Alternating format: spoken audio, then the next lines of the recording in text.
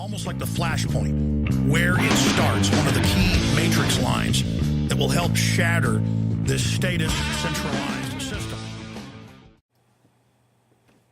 Flashpoint Radio back again, part 2. This is the news from yesterday, Monday, May 14th, 2012. Jay-Z, as always, thank you for joining me. Follow me on Twitter at Flashpoint Radio, Facebook.com/Flashpoint Radio. Click subscribe, click like, reshare with friends. Let's get this information out to everyone you know. If you're not sharing me, share another alternative news source, please. If you're still watching, or if any of your family are still watching the cable news networks, the network news, then, well, they're literally being brainwashed. Literally. But this is the news of import from yesterday. It deals with a topic that most of you like, most of you are passionate about, as am I, Mr. Dr. Ron Paul. Over the weekend, the Oklahoma and Arizona delegate process was carried out, and some funny things happened. This comes to us from PolicyMike.com. Ron Paul, Oklahoma and Arizona delegate wins fly in the face of GOP establishment. The Romney campaign is running scared. Establishment Republicans have resorted to tactics ranging from breaking of convention rules to shutting down events and even acts of violence.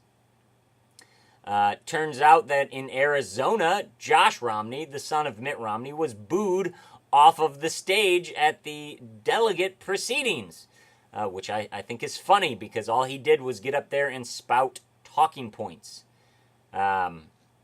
In Oklahoma, walling off sections of the convention hall, exploiting errors in credentials reports to stall for time, and adjourning the meeting despite a no vote.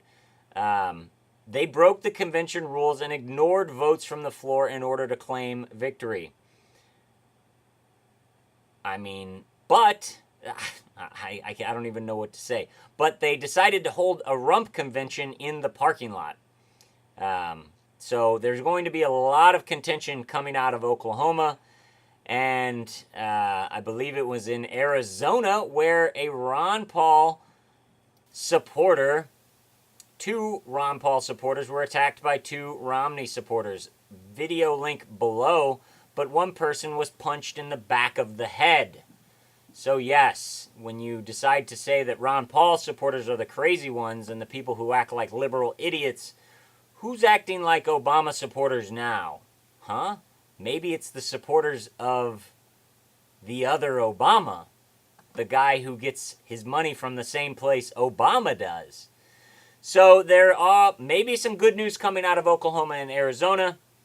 Ron Paul may get some delegates. At least Ron Paul supporters and liberty lovers are voicing their opinions and gaining positions of power within the Republican Party in those states. And remember, even if Ron Paul does not win in November, that is the important thing, is that we carry this on for the forever future, that we do not let them go back to the two-party system, that we either A, get rid of the two-party system or interject liberty back into the Republican Party, which is what is happening.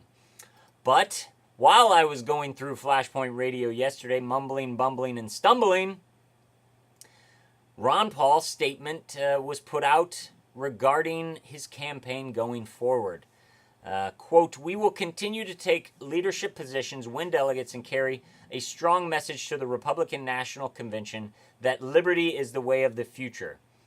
But they said we will stop spending money in primary states where voting has not taken place." There's 11 states left to vote.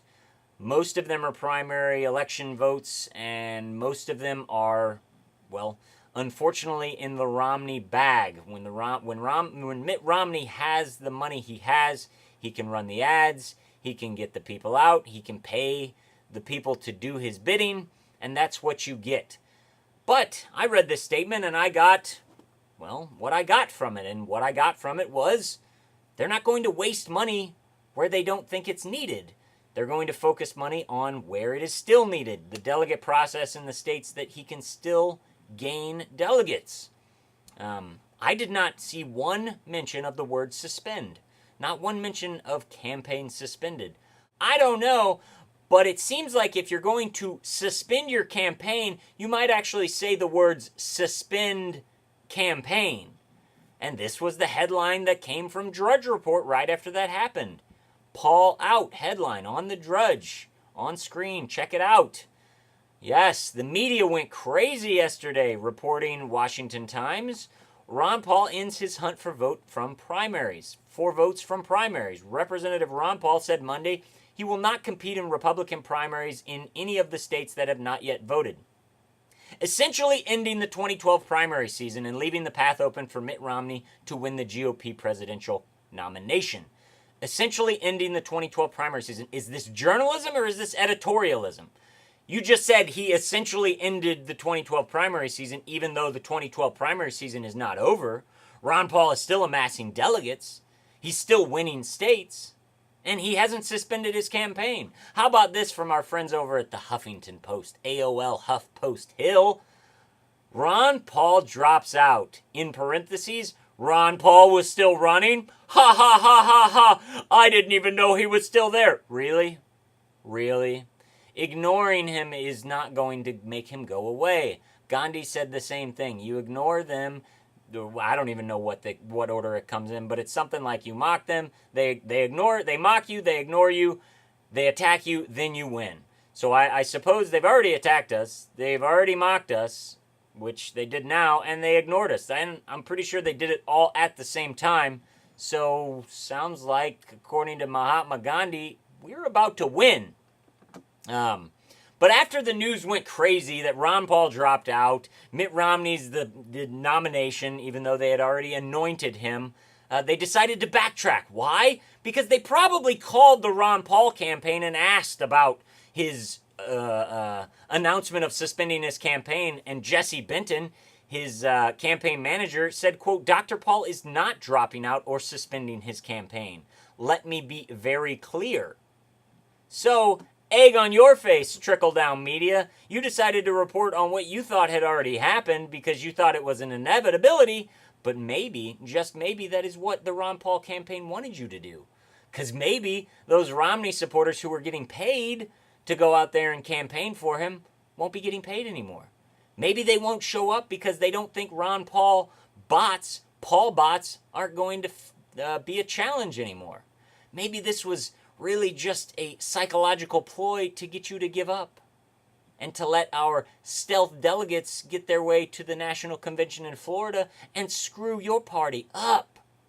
It may happen, it may not happen, but one thing's for sure, this country's changing, and it's not headed towards neocons. It's not headed towards war hawks. It's not headed towards entitlement spending. It's not headed towards Wall Street, big banks, or the New World Order. It's headed towards liberty. It's headed toward Thomas Jefferson, Benjamin Franklin, and George Washington. The same men FEMA trains our police officers are terrorists. So yes, remember it, and remember it. Ron Paul said a week and a half ago, when asked when he's going to drop out, he said when all the votes are counted. And to me, that means till the end. And I hope so. I hope he stays in till the end. And I hope every Ron Paul supporter out there, if he doesn't get on the ballot in November, writes him in or doesn't vote at all. Because not voting is not unpatriotic. When there are only liars running for office, not voting is the only patriotic thing to do. Voting for the lesser of two evils is still voting for evil. Okay?